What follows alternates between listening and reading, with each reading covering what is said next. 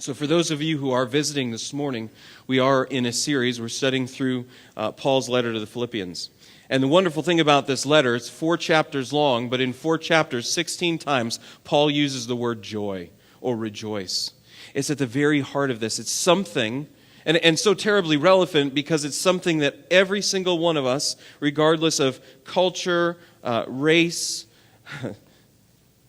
where you live, how much money you make, how much money you don't make, whatever it is, at the end of the day, it's something that everyone is looking for, but here's the reality: very few people are actually finding joy. And we're talking about joy, we're talking about something more than just happiness, right? We're talking about something deeper than Pharrell Williams' song, right? Because I'm happy. Happiness is defined by happenstance. It's defined by circumstances. It's defined, if things are going well, I'm happy. If things aren't going so well, I'm not happy. It's a thermometer that responds to the environment around it.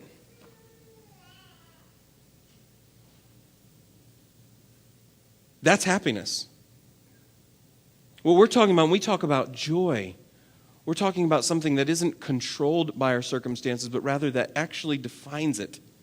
It's like a thermostat that turns on when the temperature goes up or when the temperature goes down. It turns on to stabilize, so that we're no longer controlled by the environment, but that we can actually go through whatever circumstances that we're facing. That's the kind of joy that we're looking for. That's the kind of joy that everyone's pursuing. It's the reason that you shave your head or you don't. It's the reason that you eat the food that you do. It's the reason that you sleep in or you come to church or whatever it is that you do. At the end of the day, you and I are on a pursuit for joy. And Paul says, here's the thing: few people are finding it, but let me tell you how you can find it and experience it. Because God is not against your joy. He's more for your joy than even you are. Now think about that for just a moment. Not only is God not against your joy, but He's more for joy than even you are. And the reason that I can say that is because our pursuit of joy it's very shallow compared to God's design. See, we're pursuing joy, but the problem isn't our pursuit of joy, it's that we're pursuing it in things that can never really bring joy. God's more for your joy because He actually has the way to joy. And He's trying to draw you into it. He's trying to draw you into His joy.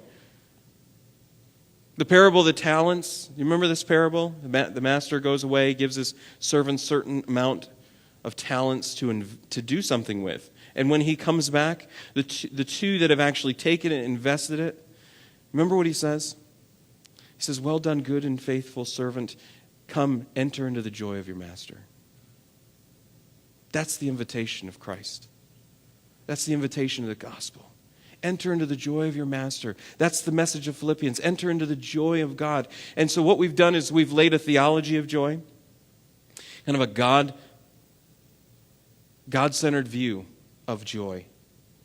The way that God has designed it, the way that God has shaped it. We looked at the very first 2 verses in Philippians. We talked about the foundation of joy, and the foundation of joy is grace and peace. Paul says if you want joy, you've got to have peace. And if you want peace, you've got to know God's grace. If you don't know God's grace, you can't know God's peace. And if you don't have God's peace, there is no possibility of joy. It's the root. Grace plus peace equals joy. And actually, you could say, truly receiving grace leads to peace, and truly experiencing God's peace leads to joy. And they're all connected together.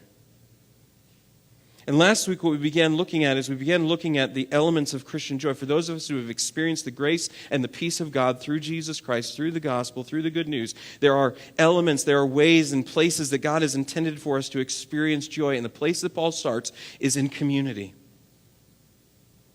It's in the community of the church, which sadly, in our world today, that's probably where most people wouldn't start. If you were to ask people to just name the first things that you think of when you think of joy, probably you're not going to hear the word church.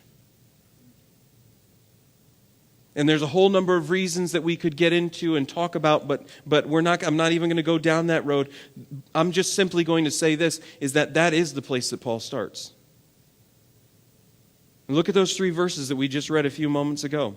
He says, "I thank God, my God, in all my remembrance of you." He's talking about the church in Philippi. these believers, this community. He says, I find joy. I thank my God in all my remembrance of you, always in every prayer of mine for you, all making my prayer with joy because of your partnership in the gospel from this day until now. The first place where Paul starts with his joy is to say, here's where I find joy. It's in my community with you. It's in our community together, which when you stop to think about it, it really makes logical sense. That this is a starting point outside of grace and peace, that community is the next level when we talk about joy. Community is the next place, and here's why. Because it is built into you and to me in our very design. Go back to the very foundations of creation. When God creates the heavens and the earth, when he makes man, the first time he says that it's not good is when Adam is in the garden alone, and he said, it is not good for man to be alone. Part of your created design is for relationship. It's for community with other people. I mean, we're not talking about connections on Facebook. We're talking about deep, personal, intimate relationships. The kind of thing that you really can't have on Facebook. The closeness, the intimacy, the sharing of life together. You and I were created and designed to find life in the context of community. And what we actually find to be true, and we know to be true from experience, is that loneliness is directly linked to joylessness. The more lonely you are, the more joyless you will be. I read an article just this last week about an actress who, well-known or not, at least somewhat well-known, died. And this was a number of years ago. She died, and it took almost a year for someone to realize. Now, this was later on in life. I mean, she was older. She had had some renown, some fame to a certain degree when she was younger, and over time that had dissipated. It kind of disappeared. And here she is at the end of her life, literally. She dies, and for a year, no one even notices.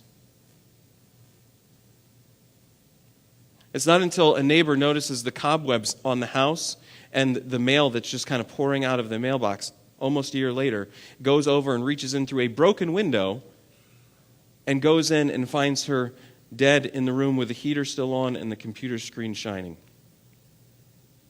In this article, here's what it says. It says, within 2 weeks, her lonesome death was already the subject of 16,057 Facebook posts and 881 tweets. She had long been a horror movie icon, a symbol of Hollywood's capacity to exploit our most basic fears in the silliest ways.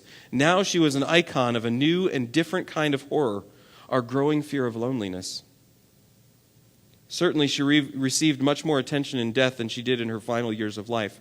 With no children, no religious group, and no immediate social circle of any kind, she had begun, as an elderly woman, to look elsewhere for companionship. This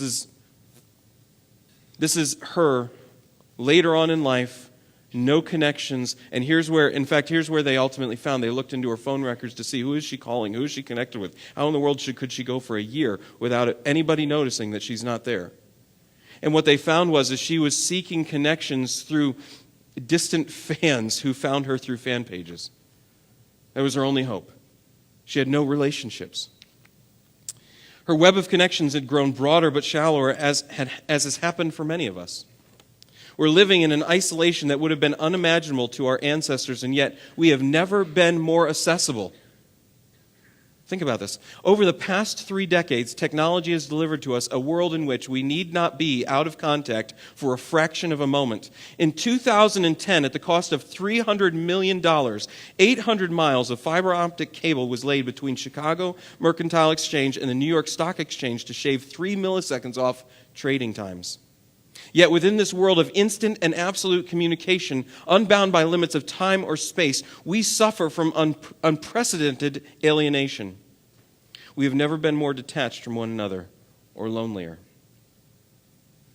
In a world consumed by ever more novel models of socializing, we have less and less actual society. We live in an accelerating contradiction. The more connected we become, the lonelier we are. We're promised a global village. Instead, we inhabit the drab cul-de-sacs and endless freeways of a vast suburb of information. Not real relationships, just information about each other. where we're defining our existence and we're defining our relationships by how many friends that we have, by how many likes we get on a post that we put on our page, by how many comments we receive, by how many interactions that we have, and feel depressed when no one is responding. In fact, if you've gone online, and if you've done this, by no means am I mocking you in this moment. Please don't hear that. But if you've gone on Facebook, if you've been on it for any amount of time, then you have seen posts where someone posts, I'm going to make a test. I have lots of friends on Facebook.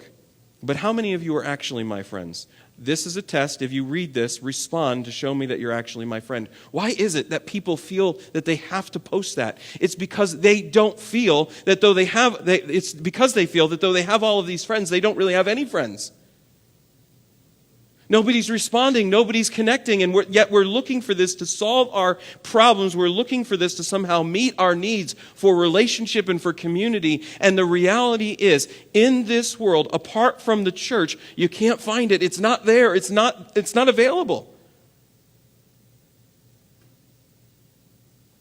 I have many friends who are outside of the church. And one of the hardest things that they face is the difficulty to find and build any real relationships.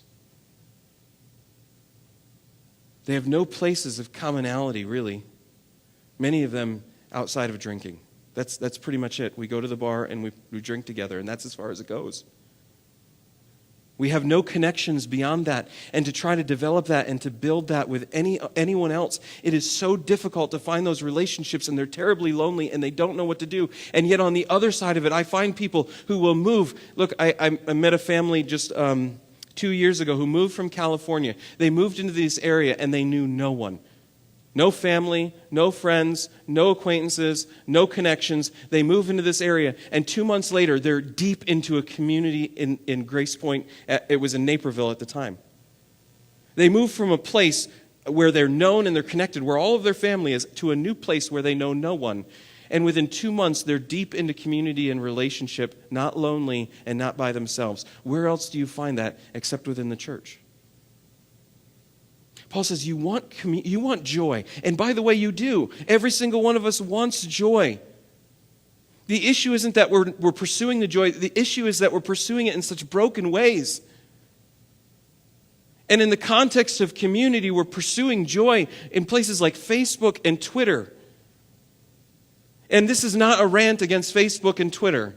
I mean, personally, I would prefer not to be on. If any of you have been on Twitter, I don't even do that any longer because I just don't want to. Didn't want to do it in the first place. But Facebook, I find it very difficult to do because it's just constant. And you don't want to know what I'm thinking all of the time, or what I'm eating for lunch. I'm not that interesting. I'm not. If you're really interested, let me know. I'll let you know my food schedule. We're looking for solutions outside of God's design. And that's where Paul starts. He says, listen, I find joy. If you want joy, here's where it is. It's in this community. But listen, I believe that Christians, we have this available to us, but many of us don't have joy because we're not actually taking advantage of it. We're still playing the game. What it said in that video, I think, is just such a great point. We long for connection, but we fear intimacy. And that still exists within the church today, and it's the reason that so many Christians are lonely. It's because we long for connection, but we fear intimacy. And so we come and we attend and we sit in seats near each other, but in terms of developing deeper relationships in which we know one another at the deepest possible level, we're still hiding and we're still afraid. Paul says this is an element of joy. You want joy, it's in the context of community. And 3 reasons. We already looked at one last week. Number 1 reason, he says, one of the reasons that I find joy in the church is because of the great memories that I have of you. He's talking to the church in Philippi, and he's saying, listen, all of these wonderful things, I can look back, and when I think of you, I remember all of the things that I've been blessed with in relationship to you. And that's one of the great things about true, deep, intimate relationships is it's not that they're perfect. It's not that they're mess-free. In fact, the closer the relationships, the more messy they get. But when you have true relationship in the context of a community like this, in the context of a community of grace, you can face the brokenness and celebrate the gifts. I did a funeral this week, and one of the hardest things that this world faces is death. It's the greatest fear in our world is death. And for a family that's sitting there who's mourning the loss of, at this time, as a husband and a father, what are the things that bring joy in the midst of that? When you're sitting in a funeral, where do you find joy? And one of the places that you find joy is in the memories. It's in the memories. It's one of the gifts of relationships. No matter how bad that person was, very rarely will you find someone that no one can say anything good about. Funerals are the one place where usually, everybody has only good things to say about that person. Why? Because in those moments, that's what you're free from all of that other stuff, and you can focus on the good. You can focus on the celebrations, which is, by the way, what we as a community, how we should be functioning together. Not that we ignore the mess, not that we ignore this tough stuff. We face it, but we can move beyond it, and we can celebrate, and we can remember. And in fact, I challenge you today to sit down and write up a list. What are the memories that you have in being a part of this church that give joy to you? I am saddened by the fact, and this is true not just when it comes to the church, but in everything. Our tendency is to focus on the problems and not the things that we're thankful for. What needs to be fixed? What's wrong? What isn't working? And again, I'm not saying that we don't ever focus on those things, but I'm saying that the problem is our tendency is to only focus on those things. When it comes to relationships, I've talked about it in terms of marriage before. When it comes to relationships, I'll have couples who will come in for marital counseling, and they'll sit down and say, tell me what's going on, and they'll talk about all their problems. In fact, there was this one couple, and I think I've shared this with you before, sat in, and I said, so, because I don't actually know. When people come in for counseling, very rarely do I know what I'm going to be dealing with. And so this couple comes in and sits down, and I say, so tell me what's going on, and it was like an explosion takes place. For like a half an hour, they're just yelling at each other, which that's also rare when I sit in counseling, because usually people can kind of keep it under wraps because the pastor's in the room. That didn't happen. They're just going. They're just yelling. And finally I said, okay, you know what? We got to stop.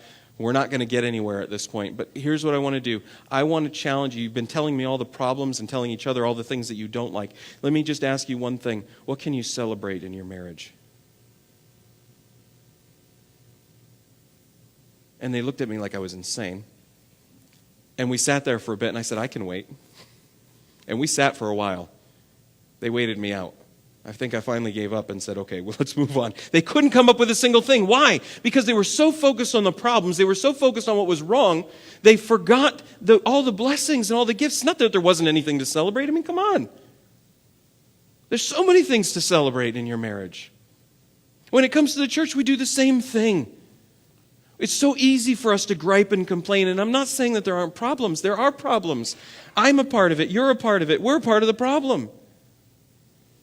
It's not that there aren't problems. It's just that so often that's all we're focused on. And we're never taking the time to step back and to celebrate and to be thankful and to say, here's where I find joy in all of this. This is why this is such a blessing. Let's stop and remember how thankful we should be. That's where Paul starts. He says, number one, part of the element of community is the joy in remembering. Number two, he says, the reason I find joy in community is because I can pray for you. There's a joy that comes in being in a real community because I can actually pray for you. Why? Why is there joy in praying for you? Well, there's a number of reasons we could give. I gave 4 in the notes this morning. Let me just give them to you. Number one, because when I pray for you, I'm remembering you and our relationship and the joy that brings. It's the very first point that we just talked about. It brings the joy of remembering back. Number two, here's the other way it brings joy. In praying for you, I find joy because when I pray, get to talk to the Creator of the universe who hears and answers prayer. Your needs give me the opportunity to go before the Creator of the universe and to talk with Him. Which, by the way, the reason that we can talk to Him is because of the grace of God. We're encouraged in the book of Hebrews to boldly go before the throne of grace. Now stop and think about that for a moment. Not hesitantly, Not with shame and guilt. Not with, being scared. There's a holy awe, yes, that we should go with, but I'm talking about being scared and frightened with boldness. We're to go with boldness before the creator of the universe, the God, the only true and living God, the eternal God who has always been. He is the self-existent I am. The one who is absolutely holy and righteous. There is no one like him. He is so vast that the size of the universe, which is beyond our imagination, the universe was created. He says, I created it with the tips of my fingers. That's how big our God is. And yet here's the amazing thing. We small, tiny beings who, by the way, sinfully turned away from God and rejected him to be gods ourselves, deserving his wrath, instead have received his grace, so that now we can come to him as a father, as a child to a father, and make our requests. And how amazing that God actually hears what you have to say. And not only does he hear what you have to say, but he answers it in the best way possible. He doesn't always answer it in the way that you're asking for, right? He doesn't always say yes to what you're asking. Thank goodness. There are prayers that we could all look back and say, God, thank you for not answering that prayer. Because that was stupid. That would have been horrible if you said yes to that. He answers in the best way possible. In the book of Matthew, Jesus is talking about this specifically. Listen to what he says. He says, ask and it will be given to you. Seek and you will find. Knock and it will be opened to you. Listen, for everyone who asks receives, and the one who seeks finds, and to the one who knocks it will be opened. Which one of you, if his son asks him for bread, will give him a stone? If your child asks you for food, will you give him a rock? If your child comes to you hungry, or if he asks for a fish, you'll give him a serpent. My children might actually appreciate that one. But if you then, who are evil, know how to give good gifts to your children, how much more will your Father, not just God, but your Father who is God, who is in heaven, how much more will your Father who is in heaven give good things to those who ask him? What an amazing joy it ought to bring us when we get to pray for each other in community, because it actually brings us back to the reality of the amazing relationship we have with God as Father, that he's my Father, he's your Father, and we can go to him for each other. The third reason is because the reason that prayer brings joy in community is because prayer is the greatest ministry that any person can perform on behalf of the people around them. Think about Paul here for a moment. He's in prison. He's facing death. This is a guy who likes to move. He likes to be active. His passion is going around and planting churches and serving people and growing the church and encouraging them. He always, in many of his letters, he writes about wanting to go and see people face to face. Here he is in prison and he can't do that. He can't go and be with the church in Philippi, and how powerless he might have felt being in prison, unable to go and be with them and serve them in a concrete way. And sadly enough, I believe that many times in the church, we treat prayer as something that is less good than actually being physically there to do something for someone. Both are important, but I want you to get this for just a moment. The highest ministry that is available to everyone is the ministry of praying for others. The highest ministry. You say, well, you know what, I don't have great gifts, I can't get up and teach in front of the church, and I'm not really all that significant. Then you've misunderstood the greatest ministry in the church is the ministry of prayer. We've minimized it, we've forgotten how important it is because we see it's not concrete. You can't measure success in prayer. You can't go, well, here, I prayed for this long and I got this many results. It doesn't work that way, and because it doesn't work that way, we see prayer as unimportant and something that, well, I'm praying for you, but if there's anything I can really do for you, let me know. That should not be the way that we think of prayer. If I'm here and I can do something for you, how wonderful that we can actually care for one. I mean, one of the great blessings, one of the things that I've celebrated about this community is the way that we care for each other. Somebody's sick, someone's going through something, they're facing challenges, and people will gather around them. They want to help, they want to serve, they want to provide meals, they want to... All the concrete, wonderful things that we can do for each other, they're great. But get this, in serving you, I can't change your circumstances. I can only minister to you in the midst of them. And not only that, but I can't change you. I can only minister to you in the midst of your circumstances. God is the one who is actually in charge of your circumstances. He is the one who can actually change you and strengthen you by His grace and truth in the midst of whatever circumstances you're facing. I cannot give you whatever you need whenever you need it, but God does, and He can.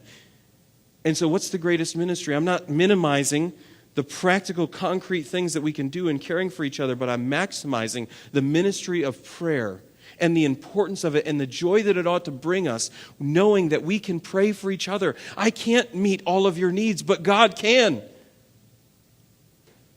I can't serve all of the different places that are needed to be served, but God is with you, and He has the power to do everything. He has the power to heal you. What joy we should find in community, knowing that we can perform the greatest ministry for one another when we pray for each other. And fourth reason why prayer brings joy when we pray for one another is it gets our focus off of ourselves. I believe one of the reasons that Christians don't have joy, and I'm speaking from experience, by the way, not from a pedestal. I believe one of the reasons that very few Christians are experiencing true joy is because they're too busy praying for themselves. There is a connection. We talk about loneliness and joylessness. There is a connection between being self-centered and being joyless.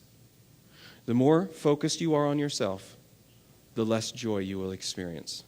And we're going to get into that later because Paul addresses that in chapter 2. The more focused you are on yourself, the less joy that you will find, the more self-pity you tend to carry around with you. The more sorry you feel for yourself, the deeper and deeper you go into your circumstances. But when you actually get your eyes off of yourself, and you are actually focused and concerned about the needs of others around you, the more freedom that you find in your own life. And I'm not saying, boy, don't pray about your circumstances. Please do not get me wrong on that. I'm not saying you should never pray for yourself. But what I am saying is that should not be the first and primary and central thing that is in your prayer life. And I should be okay with that because I trust that we're all praying for each other, and therefore you're praying for me so I can pray for you, and we're all praying for each other. I don't have to pray for myself because we're all doing it for each other. We're ministering before the throne of grace in prayer on behalf of each other. So again, I'm not saying we don't pray for ourselves, but what I am saying is that should not be our prayer for ourselves, should not be our focus. So how do we pray? And again, this is something else that we'll get into later on. There's many tools and many ideas that you could use, but I'm giving you one this morning, something you can take away in this context. Let me just give you the 5-finger prayer. Good news is this is always with you.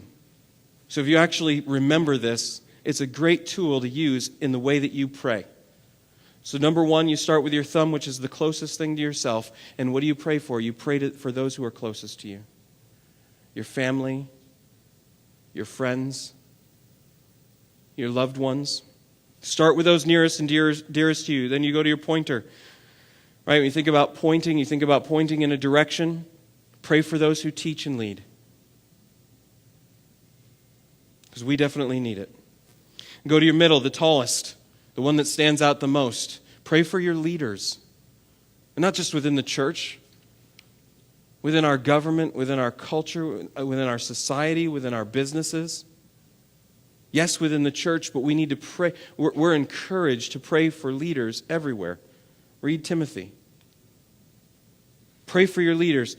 Your ring finger, right? The weakest finger. Pray for those who are sick and hurting. Pray for those who are sick and hurting. And then your pinky, which is the most insignificant, the smallest, pray for yourself. It's just a tool. But again, the idea is I find joy in praying not first and primarily for myself. I find joy in community because I get to pray for you. The second reason we find joy in community, actually it's the third, because the first is in remembering, in the memories that we have. The second is in praying for each other. And the third is in our partnership together. There is joy in being a part of a community, the community of the church, because of the partnership that we have. Paul says it. Right, verse 5, he says, actually start in verse 4, always in every prayer of mine for you all, making my prayer with joy. Here's the reason he makes prayer with joy, because of your partnership in the gospel from the first day until now. See, he looks at the church in Philippi and he sees a partnership. And the word partnership, there's a joy in partnership, but we're not talking about partnership in general. You can have a partnership out in the world and in the business world and not have joy in that. The partnership that Paul's talking about is a specific word, and it's the word koinonia. And it means fellowship. It includes the idea of partnership, but it's much deeper than that. It's much bigger than that. In fact, the definition is there in your notes. Here's what fellowship means. It means close association involving mutual interests and sharing, association, communion, fellowship, close relationships. In essence, you know what fellowship is? It's totally being unified. It's being totally unified and moving forward in the same direction. Where in the world do you find that? In this life, where do you find a place where you can be truly unified in a community where you're again, truly unified, moving forward in the same direction? Where do you find that? That's one of the amazing gifts of the church, is that we have fellowship. We truly are unified in the sense that, well, in a number of ways. Number one, because all of us are equally sinners saved by grace.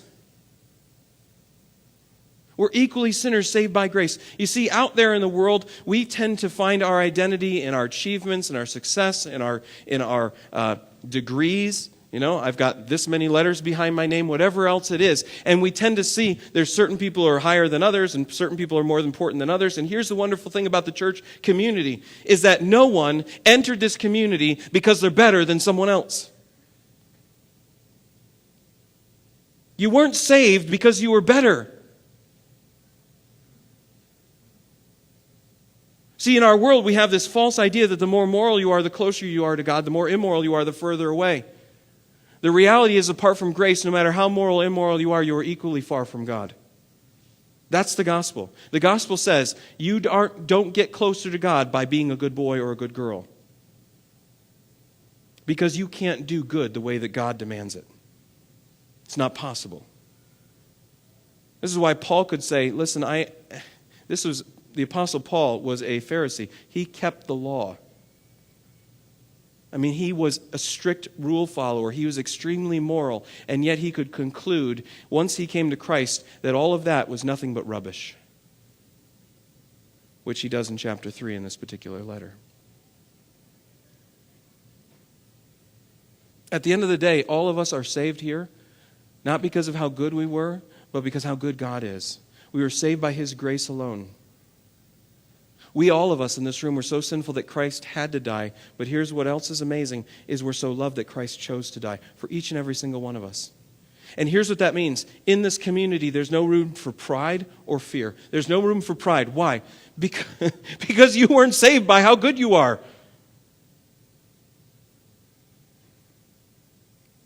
You aren't a Christian because you're a good moral person. That's not what makes a Christian a Christian. What makes a Christian is faith in Christ alone. Trusting in Him. And yes, that transforms and changes your life. But the essence of Christianity is not being a good moral person. It's trusting Christ to do for you what you cannot do for yourself. If you really believe that, then you can't walk around with some self-righteous attitude looking down on everybody else saying, I'm better than you. If you do, then you don't understand the gospel. But not only is there no room for pride, there's no room for fear. Why? Because I'm equally loved as you are. The basis of my acceptance, since it's not on the basis of what I do, but on what Christ has done, I can be confident just as much as everyone else.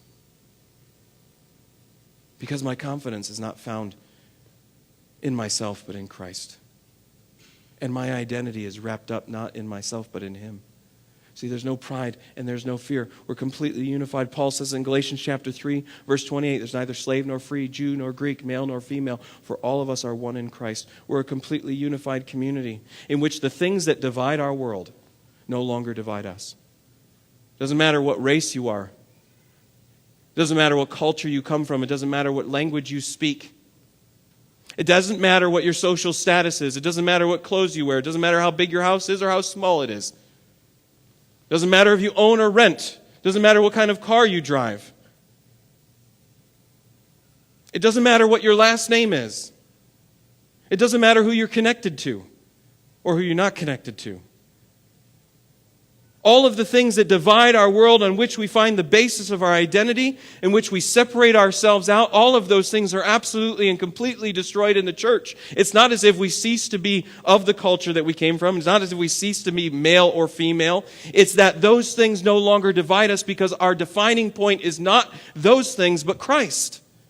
And where else do you find that?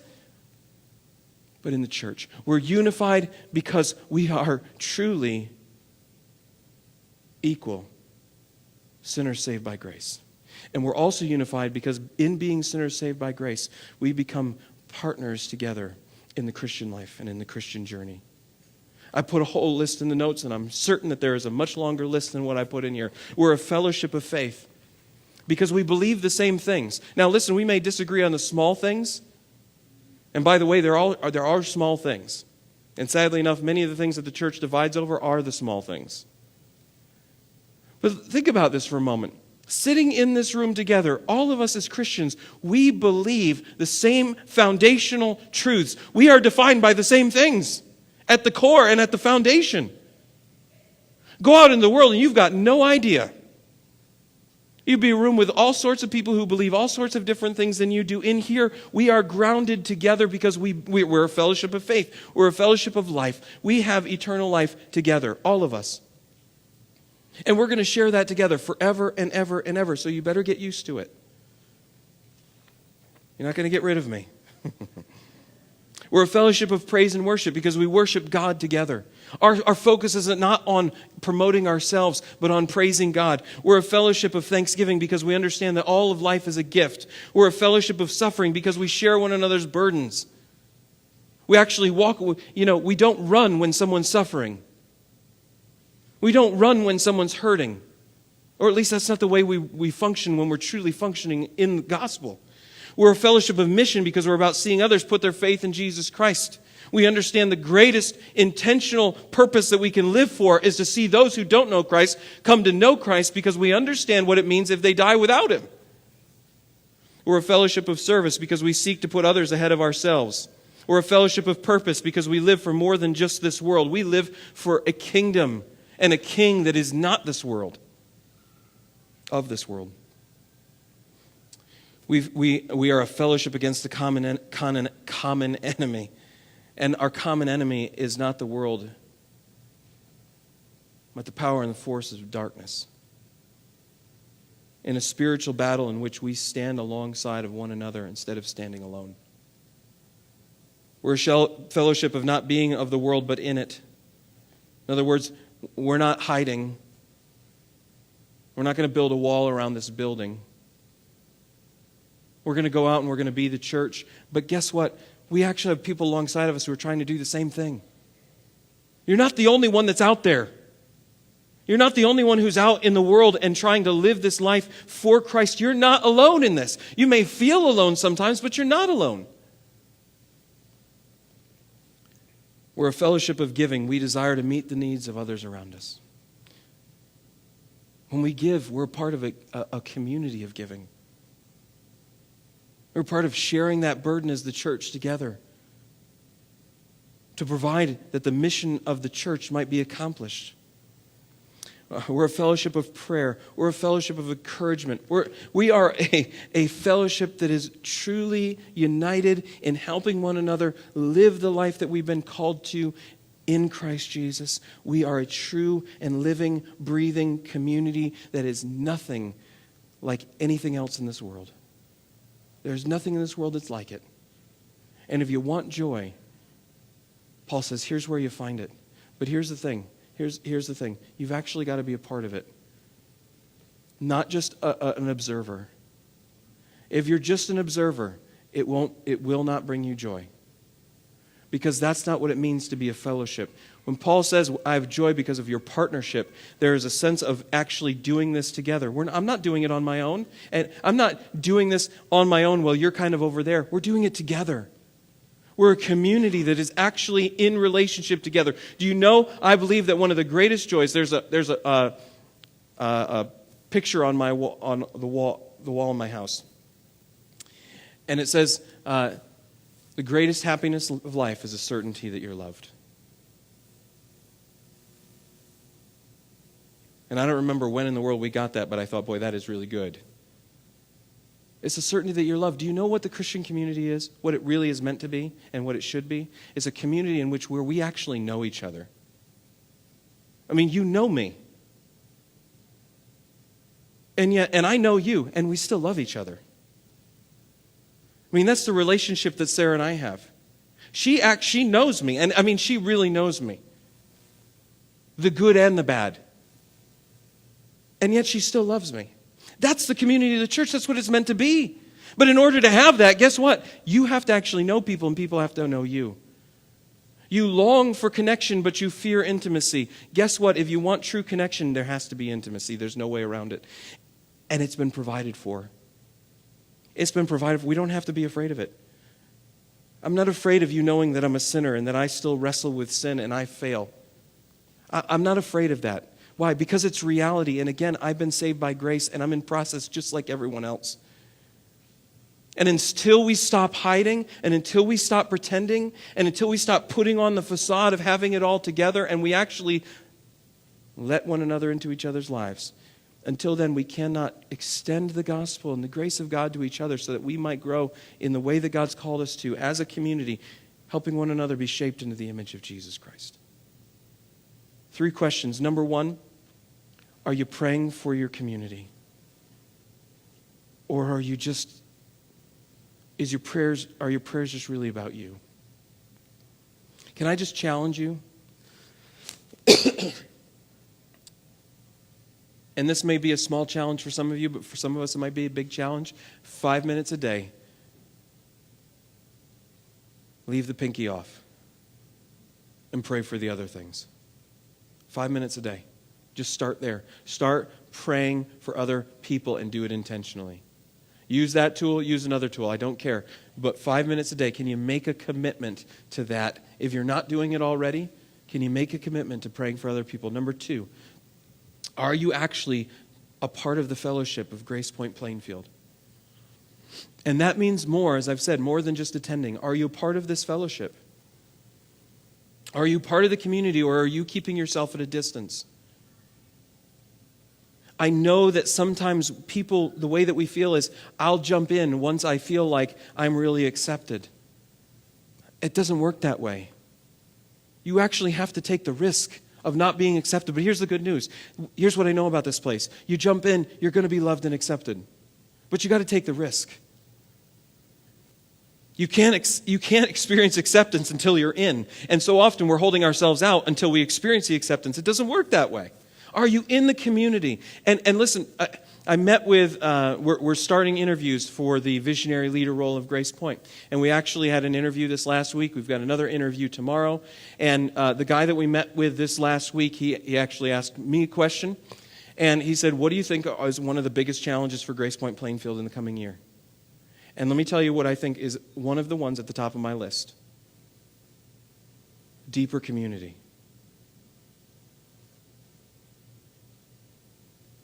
Deeper community. And here's why I say that. I think we are such a warm and welcoming church. I think we've got a lot of wonderful relationships. But what I also think is that those warm relationships still need to go much deeper. Do you know how many life groups we have in our church? Small groups, life groups. Do you know how many we have? Eugene, how many do we have right now? 5. Now let's imagine that each one of those groups has 10 people in it. It's 50 people out of about 180 adults right now. And by the way, if you look around the room, a lot of the people who are now a part of Grace Pointe Plainfield are new. You know, one of the things that I ran into in Grace Pointe, Naperville, and this is not to tear them down by any means, but this is one of the things that really I wrestled with as a pastor, is we had a certain number of groups, and they didn't want anybody else to come in and be a part of their groups. In fact, we were a part of a group at one point in time. We challenged our group. We said, we want to bring more people in, and they didn't want to bring more people in. And so we ended up leaving our group so we could start other groups, because I preached on small groups one Sunday, and I had, think about this. In 2 weeks, I started 5 small groups with about 10 people in each one of them. All of those people wanting to be in community, but not being able to get in. Church, let me just tell you this. And this is to the people who've been around for a while, who are part of groups, or maybe have been a part of groups but aren't anymore. I guarantee you that if we don't go deeper and we don't draw people into that kind of relationship, we will shrink, and we will die, and we will fail in the mission that God's called us to. One of the things that I found to be true, and I'm going to end on this. One of the things I found to be true in the past in Naperville was I'd have people who would come to church, and they would show up for about a month, and then they'd stop coming. And I'd call them, and I'd say, we miss having you around. What happened? And you know what they would say? They'd say, I love the worship, I love the preaching, but no one ever talked to me. No one, and not only no one ever talked to me, no one ever invited me into community. It's one thing to talk to people and say, hey, how are you doing? It's another thing to actually invite them into community and understand those of us who are part of Grace Pointe Plainfield, we hold the keys to that. If you're not inviting people in, no one is. We've got to go deeper into community. And listen, life groups is just one solution, but here's what it's about. It's about intentionality. And nobody that I know just trips into real community. So if you're not and you're interested, for the year that I've been here, well, it's not been a year just yet. For the time that I've been here, I committed to not being in a small group when I first came. I've been in a small group for a year. That's going to change now. That's going to change now. I just wanted to see. I wanted to just experience Grace Pointe Plainfield and to watch. And I've seen it and I've experienced it. It's a wonderful thing. But now, I want to go deeper. I want us to do it together. So if you're interested, if you want that, if you don't want it, that's up to you. But Paul says if you want joy, this is really what you're looking for. If you don't have it, I've got to sign up here. I'm not guaranteeing anything next week. But what I am telling you is if you're interested and you sign up, you're going to get plugged into community here. And I'm going to help you do that. Because I'm going to do it as well. We're going to start some groups, we're going to get things going, and we're going to see it continue to develop. All right, Eugene's been heading up our small group ministry, life group ministry. It's been awesome. And we're going to continue to see that develop, and we're going to continue to pursue that because we believe it's an essential element of being the church. And here's the last thing I would ask you is, before yes, join a small group, please, but here's the ultimate question is, are you an actual part of the community of the family of God's people? And the only way that it is, by grace alone, through faith alone, which is what we're going to celebrate in communion right now. That Christ went to the cross, his body was broken, his blood was shed, he paid the penalty in full, not so that we could earn it, but so that we might believe and receive it as a gift. Have you received it as a gift? This is an invitation to join the community.